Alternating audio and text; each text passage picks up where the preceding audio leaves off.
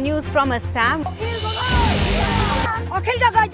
Video went viral with राष्ट्रीय मानवाधिकार संगठन एमनेस्टी इंटरनेशनल को भी कूदना पड़ा। जेल में बंद आरटीआई कार्यकर्ता has decided to contest कि भ्रष्टाचार के खिलाफ लड़ने की हिम्मत अखिल गोगोई में ही है। कोई आसाम का सबसे बड़ा जमीनी नेता विधानसभा चुनाव में शिवसागर सीट अपने नाम कर ली है। Alleged he was manhandled. walked out of prison after more than 8 months. NIA court cleared him. एक व्यक्ति जो पीपल्स वॉइस है वो दुनिया के लिए मिसाल है, एक मॉडल है। देश का दुर्भाग्य है कि अखिल गोगोई जेल में है। हेलो एवरीवन, मैं आज आप लोगों को एक ऐसे इंसान के बारे में बताना चाहती हूं जो भारत के इतिहास में पहले ऐसे व्यक्ति बने जिनको NIA यानी नेशनल इन्वेस्टिगेशन एजेंसी के अधीन जेल में बंद रहने के बाद भी इलेक्शन में जीत हासिल हुई। कारागार से इलेक्शन जीतने वाले वो असम और नॉर्थ ईस्ट इंडिया के पहले व्यक्ति हैं। जॉर्ज फर्नांडिस के बाद वो इंडिया के दूसरे ऐसे पॉलिटिकल प्रिजनर हैं जिनको जेल से ही ऐसी जीत हासिल हुई। एक ऐसा इंसान जिनको सरकार ने देशद्रोही बोल दिया लेकिन लोगों ने उनको अपना लीडर चुन लिया। एक ऐसा इंसान जिन्होंने अपने लिए कोई भी कैंपेनिंग नहीं की, वो जेल में ही रहे लेकिन जनता ने खुद ही उनको इलेक्शन में खड़ा भी किया, जनता ने खुद ही उनके लिए कैंपेनिंग भी कर ली और जनता ने खुद ही उनको जिता भी लिया। सिर्फ इतना ही नहीं, 2019 में हुई यूएपी एक्ट के अमेंडमेंट के बाद उस अमेंडमेंट के तहत गिरफ्तार होने वाले इंडिया के पहले इंसान वही थे और सिटीजनशिप अमेंडमेंट एक्ट के खिलाफ हुई आंदोलन में सबसे हाईएस्ट केसेस उन्हीं के खिलाफ रजिस्टर किए गए थे। वो असम के पहले ऐसे इंसान भी हैं जिनके केस की सुनवाई के लिए लोअर कोर्ट में असम गवर्नमेंट ने एडवोकेट जनरल को अपॉइंट किया और इंडियन गवर्नमेंट ने जिनके बेल प्लीफ की विरोध करने के लिए सुप्रीम कोर्ट में additional solicitor general of India SB Raju को भी अपॉइंट किया था। एक ऐसा इंसान जिनको 567 डेज जेल में रखने के बाद भी NIA उनके खिलाफ कोई प्राइमा फेसी मटेरियल्स नहीं दे पाई और जिनके खिलाफ सर्च फ्रेम ही नहीं हो पाई। शायद आप लोगों को पता ही होगा उनका नाम। मैं आज बात करने वाली हूँ अखिल गोगोई के बारे में जिन्होंने असम असेंबली इलेक्शन में जेल से ही शिवसागर कंस्टिट्यूएंसी से जीत हासिल की। तो आइए जानते हैं इस इंसान के बारे में जिनको असम के लोगों ने वॉइस ऑफ द वॉइसलेस बोला और जिन्होंने असम के लोगों को ये वादा किया है कि वो असेंबली में लोगों की स्पोक्सपर्सन बन के काम करेंगे। अखिल गोगोई एक आरटीआई एक्टिविस्ट हैं, एक किसान लीडर हैं और असम के प्रमुख किसान संगठन कृषक मुक्ति संग्राम समिति का फाउंडर भी हैं। बीते दिनों में उन्होंने करप्शन के खिलाफ बहुत सी लड़ाइयां लड़ी है और बहुत बड़े बड़े घोटालों को एक्सपोज भी किया है। वो नेशनल लाइमलाइट में पहली बार तब आए थे जब 2008 में उनको समुगम मंजुनाथ इंटीग्रिटी अवार्ड दिया गया था करप्शन के खिलाफ उनकी लड़ाइयों के लिए। फिर 2009 में उनको पब्लिक कॉज रिसर्च फाउंडेशन ने द प्रकाश काडले award for the best RTI citizen दिया क्योंकि उन्होंने गोलाघाट डिस्ट्रिक्ट में संपूर्ण ग्राम रोजगार योजना के अंदर होने वाले 1.25 करोड़ के स्कैम के साथ साथ ही इंदिरा आवास योजना और पब्लिक डिस्ट्रीब्यूशन सिस्टम्स में होने वाले बहुत सारे घोटालों को एक्सपोज किया था। 2010 में उनको CNN IBN चैनल ने इंडियन यूथ लीडर अवार्ड भी दिया जिसमें से मैं आपको एक क्लिप दिखाना चाहती हूँ जिससे आपको ये पता चल जाएगा कि अखिल गोगोई सबसे अलग क्यों है। हम लोग का जो पानी है इसका ऊपर हम लोग का कम्युनिटी का ही हक है, इसीलिए जिंदाल जी आप लोग का जो प्रपोजल है जो प्रोजेक्ट है ये हटा लीजिए ना प्लीज। अगर आप मुझे कन्विंस कर देंगे कि ये देश के हित में नहीं है, असम के हित में नहीं है क्योंकि मेरी मां असम की है, ठीक है, तो इसलिए अगर आप कह देंगे कि अगर आप मुझे कन्विंस कर देंगे कि ये हित में नहीं है तो हम बिल्कुल भी नहीं करेंगे। लेकिन अगर हित में होगा, अगर देश के हित में होगा तब आपको बढ़ चढ़ करके आपको जो है लोगों को समझाना भी पड़ेगा। I have to quote one sentence from our expert committee जिस लोगों ने लिखा है, I quote, The selected site for the mega dam of the present dimension was not appropriate in such a geologically and seismologically sensitive location. Therefore, it is recommended not to construct the mega dam in the present site. Akhil Gogoi Anna Hazare के India against corruption campaign का भी हिस्सा रह चुके हैं। उस वक्त जो चेहरे नेशनल लाइमलाइट में आए थे उनमें से एक प्रमुख चेहरा अखिल गोगोई का भी था। हालांकि जब आईसी के कुछ लोगों ने एक पॉलिटिकल पार्टी फॉर्म करने की डिसीजन ली तो अखिल गोगोई ने उनसे अपना नाता तोड़ दिया। उनकी ये संगठन कृषक मुक्ति संग्राम समिति ने असम के भूमिहीन लोगों के लिए, गरीब लोगों के लिए, बाढ़ पीड़ित लोगों के लिए, ट्राइबल लोगों के लिए, किसानों के लिए, उनके लैंड राइट्स या फिर फॉरेस्ट राइट्स के लिए बहुत सी लड़ाइयां लड़ी है, बहुत आंदोलन किए हैं। ये संगठन public distribution system thief's, non implementation of NREGA यानी कि national rural employment guarantee act, corporate and governmental corruptions के खिलाफ भी आवाज उठाती है। 2009 से केएमएसएस असम और अरुणाचल प्रदेश के ecologically fragile and tectonically sensitive regions में बिग डैम्स बनाने के खिलाफ बहुत बड़ी आंदोलन कर रही है, क्योंकि बिग डैम्स यहाँ के लोगों की जिंदगियों के साथ साथ यहाँ के फ्लोरा एंड फौना के लिए भी हानिकारक है। उनके आंदोलन की वजह से ही कांग्रेस सरकार को असम में बिग डैम्स के काम को रोक देना पड़ा था, जिसके कारण इंडिया रिवर वीक 2014 में अखिल गोगोई को भागीरथ प्रयास सम्मान से सम्मानित किया गया for his dedicated efforts to safeguard the integrity of river Subansiri, क्योंकि उन लोगों ने आंदोलन करके 2000 मेगावाट कैपेसिटी की हाइड्रो इलेक्ट्रिक प्रोजेक्ट जो सुबनसिरी नदी पे होने वाली थी उसको बंद कर दिया था। केएमएसएस ने असम के किसानों के लिए कुछ farmers cooperative and retail outlets भी बनाए जो असम के किसानों को डायरेक्टली अर्बन मार्केट से कनेक्ट करता है।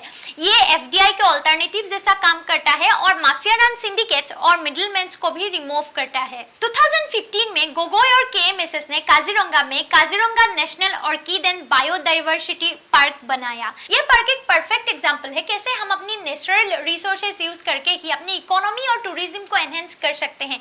अगर आप कभी भी काजीरंगा आते हैं तो इस पार्क को देखना मत भूलिए। यहाँ पे आपको असम के फूड, असम के कल्चर, असम के नेचुरल रिसोर्सेज सब कुछ देखने को मिलेगा। बहुत सारे नेशनल और इंटरनेशनल यूट्यूबर्स के वीडियोस में भी इस पार्क के बारे में आपको पता चल जाएगा। बहुत बड़े बड़े घोटालों को एक्सपोज करने के साथ साथ ही अखिल गोगोई और उनके संगठन के आंदोलनों की वजह से असम में बहुत सारे लोगों को अपने लैंड राइट्स मिले, फॉरेस्ट राइट्स मिले और सभी प्रकार के लोगों को अपने अपने हक मिलने लगे। अखिल गोगोई की लोकप्रियता ऐसे बढ़ने लगी कि जहां अब गोगोई खड़े होते हैं उनके पीछे लाखों लोग आने लगे। सरकार उनसे डरने लगी, करप्ट ऑफिशियल्स उनसे डरने लगे। हालत ये हो गई कि सरकार चाहे किसी का भी हो, बीजेपी या कांग्रेस, गोगोई को किसी ना किसी कारण अब जेल में डालने लगे। 2010 में असम गवर्नमेंट की एक सीक्रेट रिपोर्ट ने ये आरोप लगाया कि अखिल गोगोई की सीपीआई माओइस्ट जो बैंड संगठन है उनके साथ संबंध है। अखिल गोगोई ने सरकार को इस आरोप को साबित करने की चुनौती दी। मेधा पाटकर, संदीप पांडे जैसे लोगों ने भी सरकार की निंदा की इसके लिए। उसके बाद सरकार ने बाद में पूरे मामले को ही रफा दफा कर दिया। अब आते हैं अखिल गोगोई की 2019 में हुई अरेस्ट के विषय पर। 2019 में पूरे भारत में बहुत बड़ा आंदोलन हुआ था सिटीजनशिप अमेंडमेंट एक्ट के खिलाफ। असम में भी यह आंदोलन बहुत ही बड़ा था और 5 लोगों की मौत भी हो गई थी। असम में हुई कैब और का आंदोलन में केएमएसएस का बहुत बड़ा हाथ था। हालांकि असम के सभी प्रकार के लोग और संगठन इस आंदोलन में शामिल हुए थे, लेकिन हुआ यूं कि सरकार ने स्पेसिफिकली टारगेट बनाया केएमएसएस के लोगों को या फिर उनके साथ आंदोलन करने वाले संगठनों को। एक के बाद एक केएमएसएस के लीडर्स को अरेस्ट कर लिया गया और उनके साथ आंदोलन करने वाले संगठनों के लीडर्स को भी अरेस्ट कर लिया गया। पहले भी सितंबर 2017 में अखिल गोगोई को नेशनल सिक्योरिटी एक्ट के तहत गिरफ्तार किया गया था, क्योंकि उन्होंने सिटीजनशिप अमेंडमेंट एक्ट के प्रपोजल का विरोध किया था। शायद सरकार को ये लगा था कि अगर सरकार केएमएसएस के लीडर्स या फिर उनके समर्थकों को अरेस्ट कर लेती है, उन्हें आंदोलन करने से रोक देती है, तो सरकार इस आंदोलन को कंट्रोल कर लेगी। दुखजनक बात यह है कि बाद में सरकार इस आंदोलन को कंट्रोल करने में कामयाब भी हो गई। दिसंबर 12 में अखिल गोगोई को जोरहाट की एक रैली से अरेस्ट कर लिया गया। दिसंबर 13 को गुवाहाटी पुलिस ने उन पर एक सुओ मोटो केस रजिस्टर कर दी। दिसंबर 14 को गुवाहाटी के उस केस को एनआईए को हैंडओवर कर दिया गया। उन पर यूएपीए लगाया गया और ये आरोप लगाया गया कि सीपीआई माओइस्ट के साथ उनके संबंध है। दिसंबर 26 में उनको जोरहाट की केस के लिए बेल भी मिल गई थी, लेकिन अब वो नहीं निकल सकते थे क्योंकि पहले ही उन पर यूएपीए डाल दिया गया था। अभी यूएपीए लगाने के बाद वो क्यों नहीं निकल सकते थे, इसके बारे में मैंने अपनी पहली वीडियो में डिटेल में बोला है, आप वहां जाकर देख सकते हैं। उसके बाद जनवरी और फरवरी में उन पे और भी केसेस लगाए गए, लेकिन हुआ ये कि 90 डेज के मैंडेटरी पीरियड के बाद भी एनआईए उनके खिलाफ कोई भी चार्जशीट नहीं दाखिल कर पाई, जिसकी वजह से उनको मार्च 17 में बेल भी मिल गई। लेकिन क्या पावर में रहने वाले लोग उनको इतनी जल्दी बाहर आने देते? जिस वक्त उनको बेल मिली थी उसी वक्त उनको शिवसागर पुलिस ने अरेस्ट कर लिया एक ऐसे केस के लिए जो 1 साल पहले ही रजिस्टर हुआ था। अभी आयरनी ये है कि ये शिवसागर वही है जहां से उनको बाद में इलेक्शन में भी जीत हासिल हुई। जब उनको शिवसागर से बेल मिलने वाली थी उस वक्त उनको साबुआ पुलिस ने अरेस्ट कर लिया, उसके बाद डिब्रूगढ़ पुलिस ने अरेस्ट कर लिया और ये बेल और अरेस्ट का सिलसिला चलता ही रहा। जैसे महाभारत में अभिमन्यु के लिए चक्रव्यूह था, अब अखिल गोगोई के लिए ये केसेस ऐसे बन गए थे। तो मैं अगर सम अप करके बोलूं तो पुराने केसेस के अलावा भी एंटीका मूवमेंट के दौरान ही उनपे टोटल 13 केसेस लगाए गए थे, जिनमें से 8 केसेस में यूएपीए लगाया गया था और 2 केसेस एनआईए को हैंडओवर कर दिया गया था। हालांकि इलेक्शन से पहले ही उनको एक छोड़ के बाकी सब केसेस में बेल मिल गई थी। जिस केस में उनको बेल नहीं मिली थी उस केस में उनके बेल प्ली को हाई कोर्ट के बाद सुप्रीम कोर्ट ने भी रिजेक्ट कर दिया था। सुप्रीम कोर्ट ने इसलिए रिजेक्ट किया था क्योंकि उस वक्त एनआईए की ट्रायल प्रोसेस नहीं हुई थी।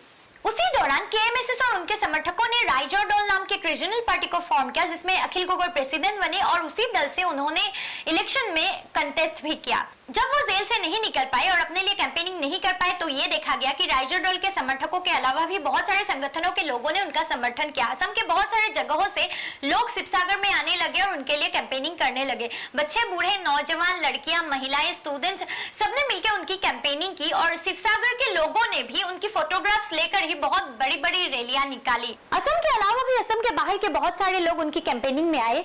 मेधा पाटकर, डॉक्टर सुनीलम, डॉक्टर संदीप पांडे जैसे लोग भी उनके कैंपेनिंग का हिस्सा रहे और योगेंद्र यादव जैसे लोगों ने भी उनका समर्थन किया। उनकी मां ने भी इस इलेक्शन में बहुत बड़ी भूमिका निभाई थी। हालांकि लोगों को ये लगा था कि इलेक्शन जीतने के बाद उनको बेल मिल जाएगी, लेकिन ऐसा नहीं हुआ। बल्कि ये देखा गया कि इलेक्शन में जीतने के बाद जब वो शपथ ग्रहण में आए तो उनको उसी तरह ले जाया गया जैसे उनको पहले जेल लाया जाता था, एक अपराधी की तरह। जब असेंबली के बाहर मीडिया के लोग उनसे बात करने की कोशिश कर रहे थे तो सुरक्षा कर्मियों ने उनको धक्का भी दिया, जिसका एक वीडियो भी वायरल हुआ। उसके बाद जब कंट्रोवर्सीज हुई तो असम के चीफ मिनिस्टर हिमंत बिश्व शर्मा ने अखिल गोगोई के एब्सेंस में असेंबली में ये बोला कि अखिल गोगोई को मानसिक बीमारी है। हिमंत बिश्व शर्मा का ये बोलना मेंटल हेल्थ केयर एक्ट 2017 के सेक्शन 3, 23 एंड 24 को भी वायलेट करता है। लेकिन दुखजनक बात ये है कि हिमंत बिश्व शर्मा के ये बोलने पर वहां के लोग यानी असेंबली में प्रेजेंट लोग हंसने लगे। एनआईए के जिस केस में उनको पहले ही बेल मिल गई थी उस केस में जून 25 को उनको दोषमुक्त करार कर दिया गया। उसके बाद उनको 2 दिनों की पेरोल ग्रांट हुई अपने मां और अपने बेटे से मिलने के लिए। लेकिन जब वो अपनी मां और अपने बेटे से मिलने 2 दिनों के लिए ही निकल कर आए तो एक अलग ही नजारा देखने को मिला। लोग उनको एक बार देखने के लिए, छूने के लिए बेताब हो रहे थे। उनकी हर एक मोमेंट वायरल हो रही थी। सरकार ने अखिल गोगोई को इसलिए बंद किया था कि वो लोगों के लिए अपनी आवाज ना उठा पाए, आंदोलन ना कर पाए और लोग उन्हें भूल जाएं। लेकिन इस 2 दिनों की पेरोल में सरकार को यह पता चल गया था कि लोग अब उन्हें हद से ज्यादा प्यार करने लगे हैं।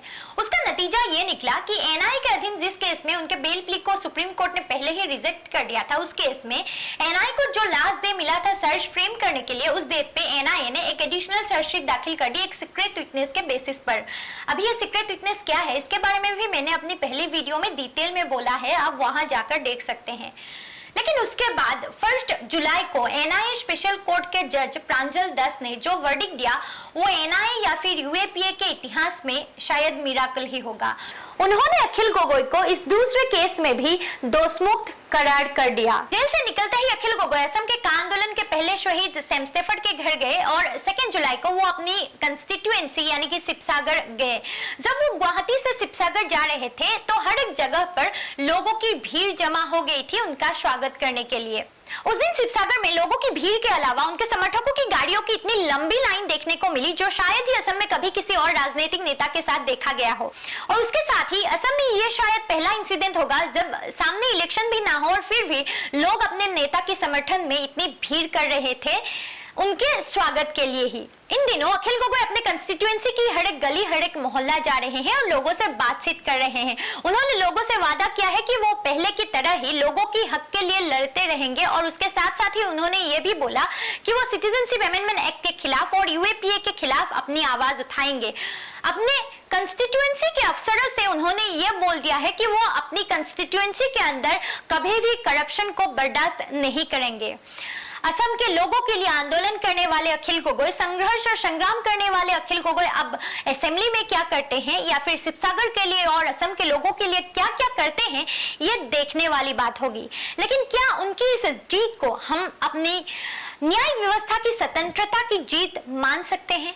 नहीं, क्योंकि उसके बाद ही हमें यह दिल दहलाने वाली खबर मिलती है कि यूएपीए के अधीन जेल में रहने वाले 84 ईयर्स ओल्ड फादर स्टैन स्वामी, जिन्होंने अपनी पूरी जिंदगी आदिवासियों के हक के लिए लड़ते हुए निकाल दी, उनकी मौत हो जाती है और उन्हें न्याय भी नहीं मिलती। अखिल गोगोई की केस में एनआईए अपने स्पेशल कोर्ट के जजमेंट को ना मानते हुए हाई कोर्ट जा रही है और हमें यह भी पता है कि बहुत सारे लोग अभी भी एनआईए या फिर यूएपीए के अधीन जेल में हैं जिनको न्याय नहीं मिली है, और बहुत सारे ऐसे भी हैं जिनकी ट्रायल प्रोसेस नहीं हुई है या फिर जिनको बेसिक ह्यूमन राइट्स के लिए भी लड़ना पड़ रहा है। तो क्या आपको नहीं लगता हमें इस लॉ के बारे में बात करनी चाहिए? हमें उनके लिए अपनी आवाज उठानी चाहिए? अगर आप भी किसी को जानते हैं जो अब भी यूएपीए के अंदर जेल में बंद है, जिनको न्याय नहीं मिली है, तो उनके लिए अपनी आवाज उठाइए, उठाते रहिए। See you next time.